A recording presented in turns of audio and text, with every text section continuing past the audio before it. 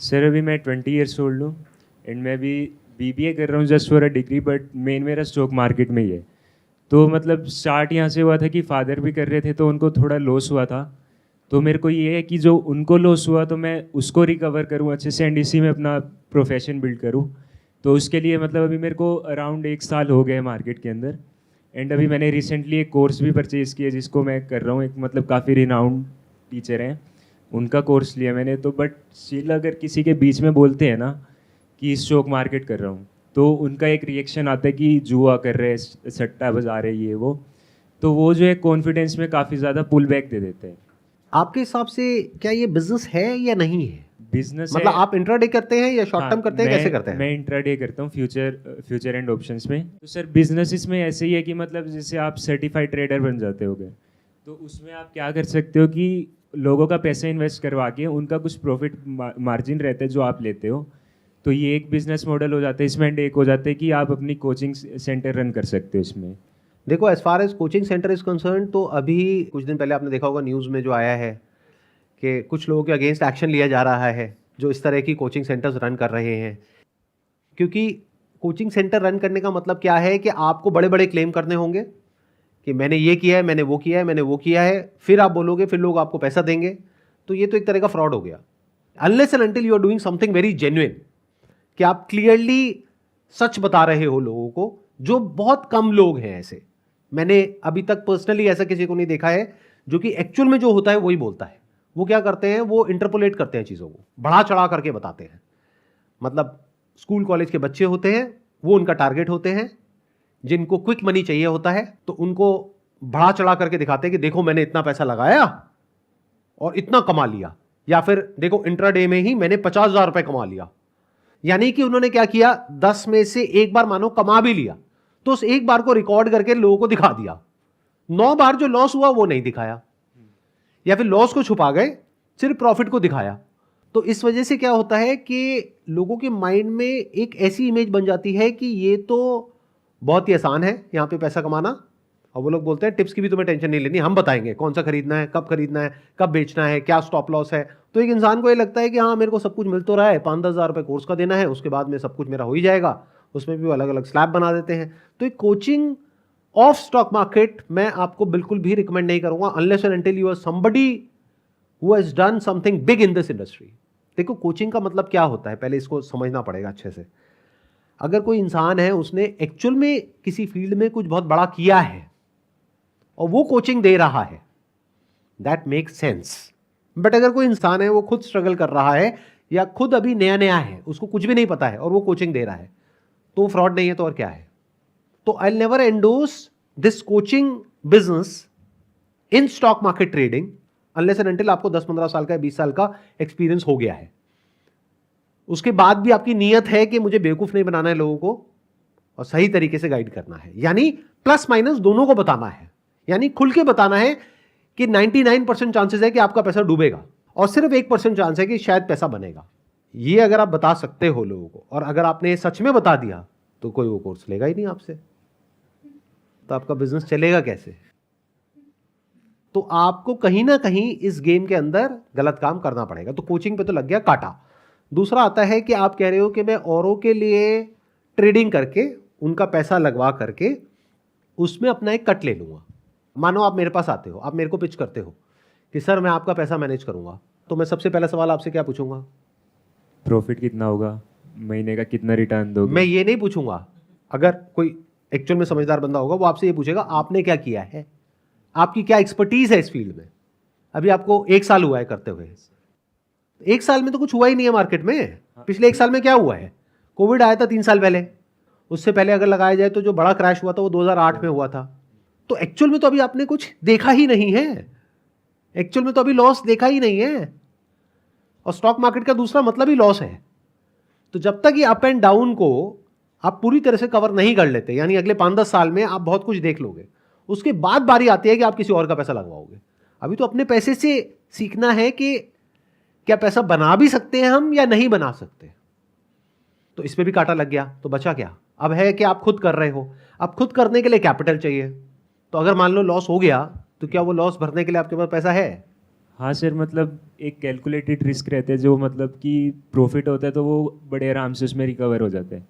मतलब कि अगर मैं 10 बार ही ट्रेड कर रहा हूँ एंड उसमें मैं 40% भी अगर लॉस कर रहा हूँ एंड 60% मेरा विन विन साइज है एंड विन रेशियो है, तो उसमें काफ़ी अच्छे से मेरा जो है वो मैनेज हो जाता है।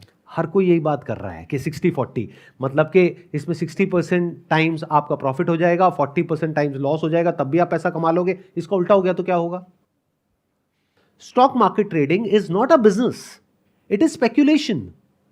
क्योंकि आप स्पेक्यूलेट कर रहे हो कि ऐसा कुछ हो सकता है, ऐसा हो सकता है, ऐसा हो सकता है।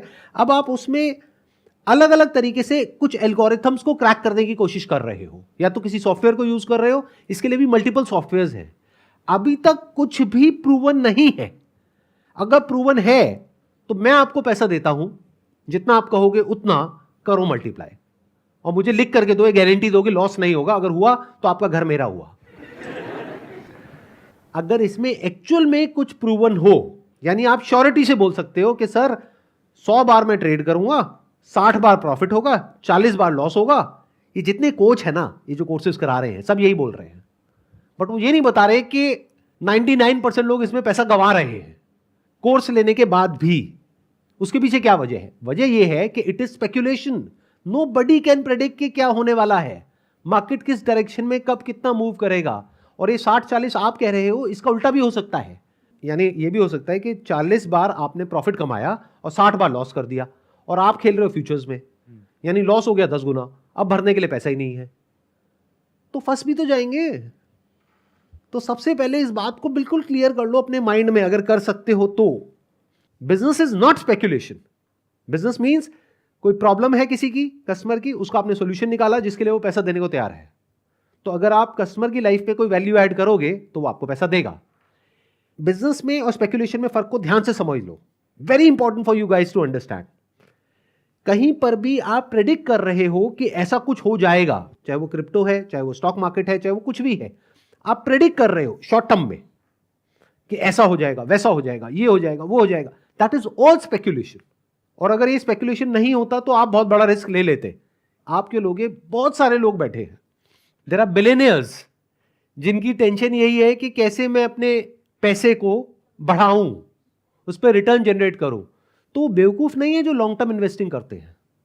वो ऐसे किसी स्टॉक मार्केट ट्रेडर के पास में जाएं जिसका ट्रैक रिकॉर्ड बहुत तगड़ा है, 20-30 साल का, उसको जा करके अपना पैसा दें और बोले बढ़ाओ इसको। बट उन्हें भी पता है कि ये रिस्क कैपिटल है।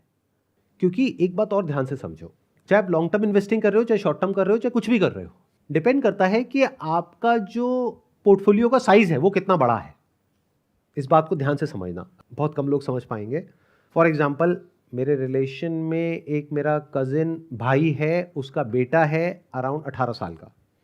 तो वो मेरे से डिस्कशन कर रहा था इसके बारे में। तो मैंने उससे पूछा, मैंने कहा तुम कितना पैसा लगाने का सोच रहे हो? कहता 20-30 हज़ार रुपये। तो 20-30 हज़ार रुपये पे अगर रिटर्न आ भी गई, मान लो 30% की आ गई, तो 30 हज़ार का कितना हो गया? 9 हज़ार हो गया एक साल में। इतनी आती है रिटर्न या इससे ज़्यादा भी आ जाती है? सर मतलब आती है ज़्यादा, बट उसको मेंटेन नहीं कर पाते लोग, उसको लॉस में निकाल देते हैं। मतलब बचती इतनी है, 10-15% ही बच पाती है सर। 10-15% साल की या महीने की? महीने की सर। वो भी बहुत रेयर लोग होते हैं जो बचा पिछले एक साल पाते में हैं। आपने कितना कमाया, सच बताओगे? सर मतलब मैं पिछले 1 साल से ट्रेडिंग नहीं कर रहा, मैं सीख रहा था उसको। ट्रेडिंग अभी स्टार्ट करी है, तो मतलब उसमें सर ऐसे ही होता है कि कैपिटल का, जैसे ऑप्शन में तो ये होता है कि दिन में डबल भी हो जाता है, 40% 50% भी आ जाता है, तो बट सर उसको संभालना मुश्किल है। कभी भी ये मत देखो कि मेरे पास में इतनी रिटर्न आ गई। आप ओवरऑल कैलकुलेट करो कि पूरे साल में क्या हुआ। एक दिन कुड बी एन एक्सेप्शन। एक दिन हो सकता है आपने 10 हज़ार रुपये लगाया और 1 लाख रुपए बना लिया। बट इसका अपोजिट भी तो हो सकता है कि आपने 1 लाख रुपए लगाया, वो 10 हज़ार रह गया। वो कहां है? तो जो भी प्लस है और माइनस है, दोनों की कैलकुलेशन करके साल के एंड में कितनी रिटर्न आई, वो इंपॉर्टेंट है। तो मैं कहता हूं साल के एंड में आपने निकाल ली 30% की रिटर्न। तो अब जो बात समझने वाली है यहां पर, वो बस इतनी सी है कि अगर आपने 30% जनरेट कर भी लिया, आप 18 साल के हो, 30 हज़ार पे 30% मतलब क्या? 9 हज़ार रुपए साल का। अगर मैंने मानो मार्केट में लगा दिया 1 करोड़, एग्जाम्पल है, और उसमें मैंने रिटर्न जनरेट करी सिर्फ 15%, कितना हो गया? 15 लाख। 15 लाख रुपए। तो पहले कैपिटल बना लो, इसको बोलते हैं रिस्क कैपिटल, फिर रिस्क लो। मैं आपको बोल नहीं रहा कि ये करो या मत करो। All I am saying is कि अगर आप ये सोच रहे हो कि मुझे इसको करियर बनाना है, मुझे यही करना है, दैट इज ऑल फाइन, कुछ भी सोच सकते हो, बट पहले अपना एक रिस्क कैपिटल बना तो लो कहीं और से, यहां से नहीं बना सकते, क्योंकि रिटर्न का एक बेंचमार्क है। जो भी वर्ल्ड के सबसे सक्सेसफुल ट्रेडर्स हैं, जिसका कि लोग एग्जांपल देते हैं ये कोर्स बेचते वक्त, वो भी अगर आप देखोगे तो साल का 40 से 50% रिटर्न जनरेट कर पाते हैं। तो मान लो आपने 50% भी कर ली और आपके पास में रिस्क कैपिटल है 20,000, अरे तो 10,000 ही तो कमाए एक साल का। आपकी वैल्यू बस 800 रुपये महीना ही है। कहीं जाओगे जॉब करने, वहां भी मिल जाएगा 8-10 हजार रुपये तो महीने का, यानी साल का लाख रुपए तो वैसे ही कमा लोगे। तो ये क्यों कर रहे हो? ये तब करो जब रिस्क कैपिटल बड़ा हो आपके पास में। फॉर एग्जाम्पल, आज आपके पास में अपना खुद का रिस्क कैपिटल कितना है? क्योंकि आपने कहा आपके फादर को तो लॉस हो गया था, तो अभी आप कितना रिस्क ले सकते हो कि वो पैसा डूब भी जाए तो फर्क नहीं पड़ता है? कितना है आपके पास में रिस्क कैपिटल? सर मतलब मैं 10,000 कर करके लगाता हूँ, तो मतलब एक बार मैं सारा नहीं लगा देता। 10,000 का मेरा एक बार अकाउंट रहता है, तो वो कम होता है, फिर उसमें और ऐड करता हूँ, तो उस तरह चलते सर। बट अगर मैं टोटल भी मान लूं तो कितना है आपके पास में, जितना आप डुबोने को तैयार हो कि डूब भी जाए तो फर्क नहीं पड़ता? कितना है आपके पास में? ऐसे तो भी नहीं है कि अभी तो सीख ही रहा हूँ, मैं अभी भी स्टूडेंट ही हूँ, स्टॉक मार्केट सीख रहा हूँ, क्लासेस चल रही है मेरी उसकी, तो अभी ऐसा नहीं है कि प्रॉपर मैंने पोर्टफोलियो अपना बिल्ड कर दिया है। मान लो वो क्लासेस खत्म हो जाती हैं, सब कुछ हो जाता है और आपने ये सब कर लिया, तो एक साल बाद आप क्या लगाते हो? आपके पास में अभी अपना खुद का कितना पैसा है? खुद का तो कुछ होगा ही नहीं, पीछे से पेरेंट्स का ही होगा। यस और पेरेंट्स का भी पैसा कितना होगा? क्योंकि आप बता रहे हो उनको ऑलरेडी लॉस हो चुका है, तो मैं अज्यूम करता हूँ 50,000 रुपये। ये सर 50,000। तो मेरे भाई 50,000 पे अगर आपने 40% की भी रिटर्न जनरेट कर ली, यानी बेस्ट इन द वर्ल्ड। अभी मैं वर्स्ट की तो बात ही नहीं कर रहा, वर्स्ट है -40%, और वर्स्ट की पॉसिबिलिटी ज्यादा है अगर प्रोबेबिलिटी के अकॉर्डिंग चलोगे। 90% वर्स्ट में आते हैं, 10% बेस्ट में आते हैं। उन 10% में से भी 1% है जो अल्ट्रा बेस्ट में आते हैं, तो मैं उसकी बात कर रहा हूं कि आपने 40-50% भी जनरेट कर ली।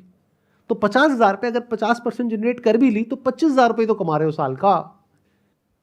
आप अभी कुछ और करो, यानी कोई वैल्यू ऐड करो इकोनॉमी में, या तो जॉब करके या बिजनेस करके, और जब वहां से पैसा कमा लो, जब 10-20 लाख रुपए जोड़ लिया है, फिर करो इस काम को, तो फिर भी उसमें कुछ दम है।